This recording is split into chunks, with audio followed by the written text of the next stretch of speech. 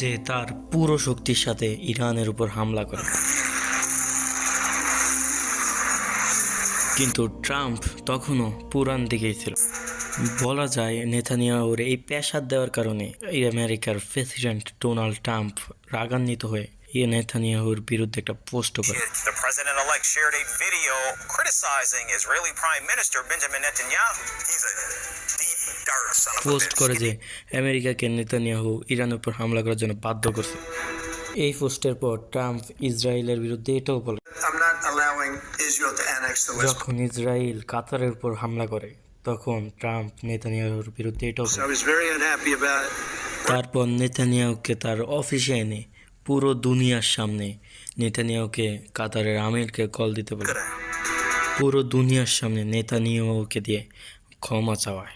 We had a phone call today just to Netanyahu has apologized to the emir of এই সব কিছুর পর এটাই মনে হচ্ছিল যে নেতানিয়াহু ট্রাম্পকে কন্ট্রোল করতে পারবে না, আর ট্রাম্প নিজের 25 বছর আগের কথার সাথেই থাকবে। But I'm not allowing Israel to annex the West Bank. তারপর হঠাৎ কি হলো যে ট্রাম্প নিজের 25 বছর পুরানো সকল কথা বলিয়ে ইসরায়েলের কথায় ইরানের উপর হামলা করে। The United States is ramping up its attacks on Iran.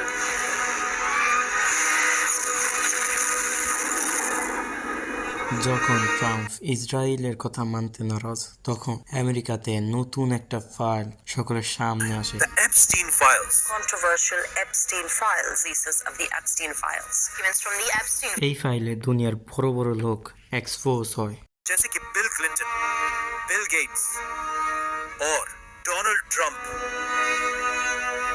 যার কারণে পুরো আমেরিকাতে একটাই ডিবেট চলছিল, Did you read those new files that were published? যার উত্তর ছিল না ট্রাম্পের কাছে। You are the worst reporter. এটা ট্রাম্পের জীবনের সবচেয়ে বড় স্ক্যান্ডাল ছিল।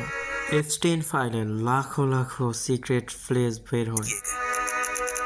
বলা যায় সকল ফাইলের ভিতরে আরো 53টা ফাইল লুকানো আছে। আর বলা হয় এগুলো ওই ফাইল যার ভিতরে ট্রাম্পের নামে সবচেয়ে ভয়ানক অপরাধ লেখা আছে।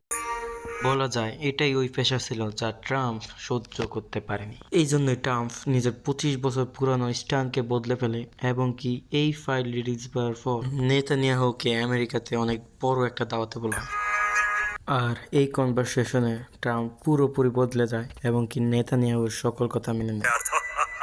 হঠাৎ করে ট্রাম্প টিভির সামনে আসে এবং আজ থেকে 25 বছর আগে জর্জ বুশ যেভাবে গণহত্যা চালায় ইরাকের উপর, Saddam Hussein and his sons must leave Iraq within 48 Trump এসেও ঠিক একইভাবে ইরানের উপর হামলা করে। United States military began major combat